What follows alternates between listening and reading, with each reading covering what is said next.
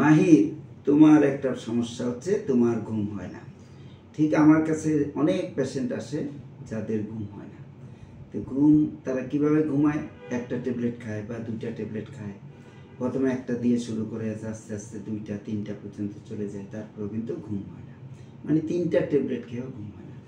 এই ঘটনা আমারও হতো এখন থেকে অনেক আগে, 2012 সালের পূর্বে আমার এরকম ঘুম হতো না। অফিসের নানান রকম চাপে, মানুষের কর্তৃপক্ষের চাপে, আমরা ব্যাংকে জব করতাম।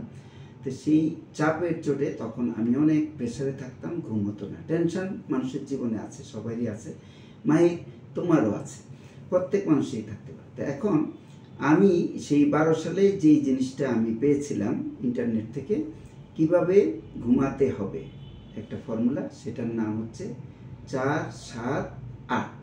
তো এই ব্যায়ামটা কিভাবে করতে হবে আমি তোমাকে দেখাচ্ছি। প্রথমে তুমি মুখ দিয়ে শ্বাস ছেড়ে নিবে, ঠিক আমি যা যা করব সেটা তুমি করবে।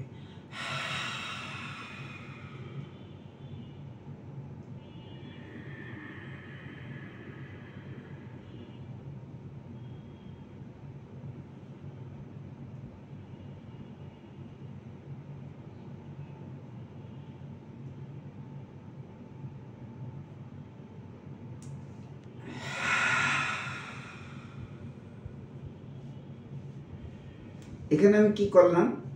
আমি প্রথমে মুখ দিয়ে শ্বাস ছেড়ে নিয়েছি, না হলে আমি নাক দিয়ে শ্বাসটা কিন্তু নিতে হবে নাক দিয়ে। তা আমি শ্বাস নিয়েছি নাক দিয়ে, তখন মন খুব দ্রুত নিয়েছি, তখন গুনেছি 1 থেকে 4 পর্যন্ত। এই যে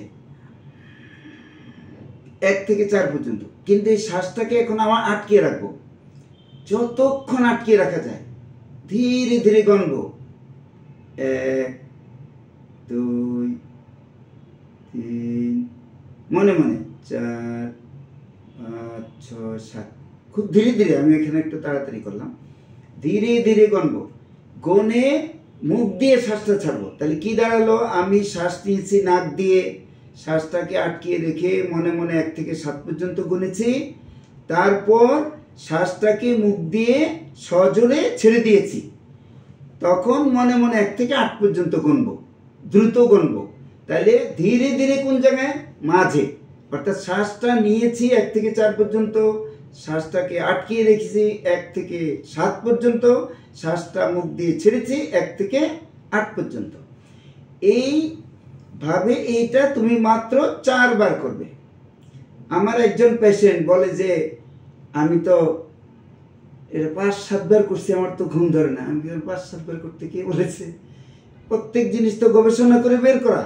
4 বারের বেশি কখনো করার দরকার হবে না। তারপর তুমি শুয়ে পড়বা, এদিক ওদিক করতে থাকবে, পাশাপাশি করে সূরা কেরাত পড়বা, আয়াতুল কুরসি পড়বা, কিছুক্ষণের মধ্যে তোমার ঘুম এসে যাবেই। এটা এত পরীক্ষিত। এমন ধরনের একটা মানুষের ডিপ স্লিপ হবে, এই মানুষটা পরের দিন সকালবেলা সে তার যত রকম কাজ আছে সে করতে পারবে। অফিসের কাজ হোক, পড়াশোনা হোক, স্মরণ শক্তি সব কিছু তোমার নর্মাল থাকবে, চিন্তা চেতনা নর্মাল থাকবে, তোমার কথাবার্তা, বাচন ভঙ্গি সব কিছুতে তোমার নর্মাল হয়ে যাবে ইনশাল্লাহ। ওকে মাই, আল্লাহ হাফিজ।